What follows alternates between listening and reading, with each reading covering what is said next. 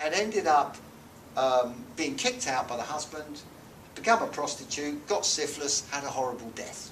When she went over to the other side, she cursed the woman and was met by a really nasty, powerful entity that understood how this works. So what happened then was then they had to get the nasty entity, which they did. So this is what they do. They hijack them into the bodies so they can't get out, and then they basically go through using these laws that they discovered, and then after they have repented and taken out all these devices, this woman had a device in her internally, an astral, you know what I mean, an etheric device, it wasn't a physical thing. Once they found out what it was all about, they got them to take them out, and then there's a hospital in the astral realms called the Love and Charity Hospital. You send all entities, errant entities up there to be healed. It's a gorgeous thing. They do it through love, colour and light. And once I started to understand this, and I saw this happen hundreds of times, probably thousands, in the garden house. Once I started to see all these things happening, I realised they're not putting it on because I'm walking in the room. This is really happening. And so I'm now connected to that Love and Charity Hospital.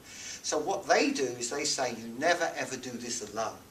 And you don't ever do this alone, because if you get hijacked, you can get really, really, I mean, it can be fatal. Okay? So someone said to me, you can't say that, Ray. Yeah? Well, I am saying it, because it can be. So you don't do this.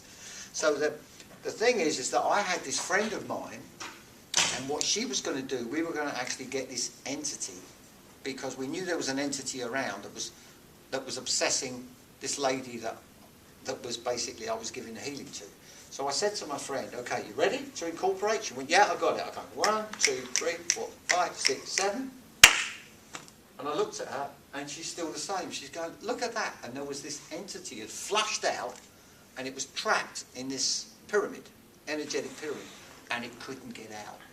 And I'm like, wow, right? And the entity said to me, who do you think you are? I went, me?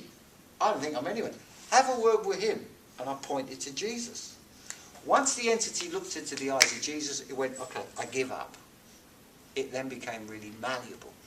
And that is how I now deal with entities. And that happened years ago.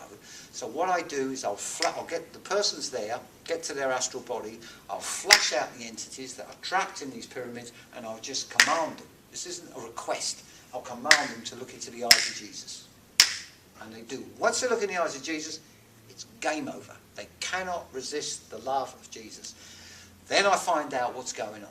I find out what's happening here. Is this like a situation that's gone on from a karmic thing, or this, that, and everything else? I then cut the cords to the karma. I have another guide who is a Merlin the magician, and he goes and he just sorts it out with his wand and stuff like that.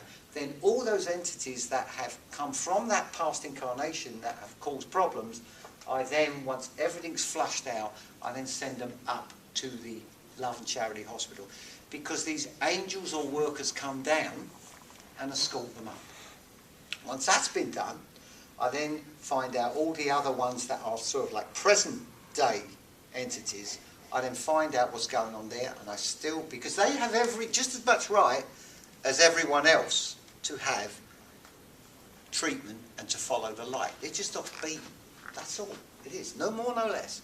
So then I'll get them sent up to that, and then I will deal with each individual case. So back to the woman who was pregnant. She's 5 months pregnant, and she knows she's going to lose this child in the 6th month. When they then dealt with these two entities and sent them up to the Love and Charity Hospital, then they took this device out, and she had that child, and she had 2 more children. That's what they do in Brazil. That's the sort of thing they do. So that's just an example, that's a case of what goes on. So what I'm doing now is that as the years have gone on with this, I would check out the entities, I would check out the soul contract, I will look at the idea, have they learnt their life's lessons? Have they earned a right to anyone to have a spiritual healing? Have they spiritually earned the right to receive the healing? If they have earned that and everything seems to be as best as I can do it, then my gifts come into play. I mean, there are obviously gifts with what I'm talking about. That's when the spiritual healing that I do comes into play. That's how I do a lot of my healing. Now, what I figured out is that there are different scientific, should we say, modalities, or where people have figured this out. Different scientists have figured this out, that they say that the whole universe is holographic in principle. And that's how I see it, feel it, and know it. That the whole universe is, on the macro basis, is holographic. In between we have 10 billion odd neurons in our brain, and synapse to synapse, where the communication, the electrical communication goes over, that is an orderly energy. And I believe it's holographic in principle. And that gives us the ability to actually download the macro, to take it through to the micro. That's as I understand it. So what I believe is that the guides, if I know this, the guides and masters know this. So they're giving me information that is coming through to actually understand what this particular person in front of me needs. They'll give me, there are three ways of doing this.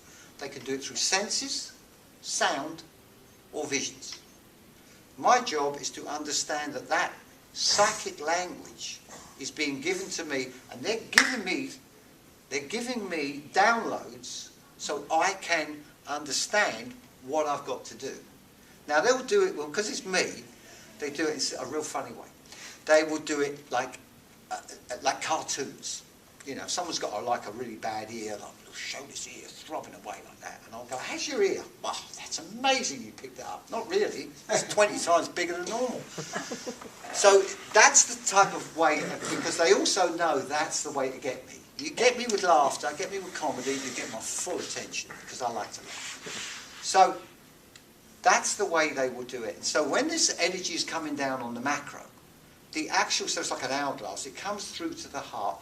By being a transformer, it basically changes that energy from that higher frequency to come down to an energy that I can use. So I use my arms as like beam splitters, down comes the energy into my hands, and it's through that that I know that I am doing this work on a cellular level. So that can be anything. It can be a tumour, it can be this, it can be a bone or whatever. Now, one never knows what is going to happen. But I believe it's because someone like myself has, say, this much ability to download what's happening. Someone that, say, doesn't, have, say, certain gifts that I've got. All it is just a little bit less. That's all it is. It's no big deal. So this idea of being, the great healers of this, that, and everything else, I believe I've been given all the goodies, but all it is I just have an ability to download a bit more than others do. That's what I think is going on to a great extent regarding knowledge and information. So once I started to understand that it's holographic that this energy is working, it became far more potent, what I was doing. And it was not ever not potent, it just became far more potent. And so that's what I'm going through on a cellular level to work on different things. And there's other techniques that I've done through different workshops that I've given to others and stuff. Like I'll use my hand as a magnet to take away pain, take it away, and stuff like that. And use the hand as a magnet, take it. And the way I see it is like a denser energy. That's all it is. It's just a denser energy. It has more matter. And because it's off its tonic note, that's why we feel pain. Because it's fell off of a harmony, and that's when the pain and suffering come into being. So that is how, I've been trying to get this out because I know that I haven't got that much time to talk. I can talk a lot longer, but the gist of it is that I'm trying to say that everyone has this ability to do this. This is not something that is separate from anyone else.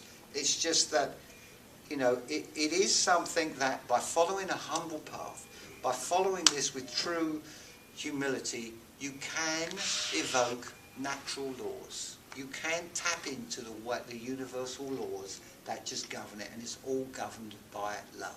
So once I started to understand all this, I started to go many, many places. And there's also other things that have come through. It's like, for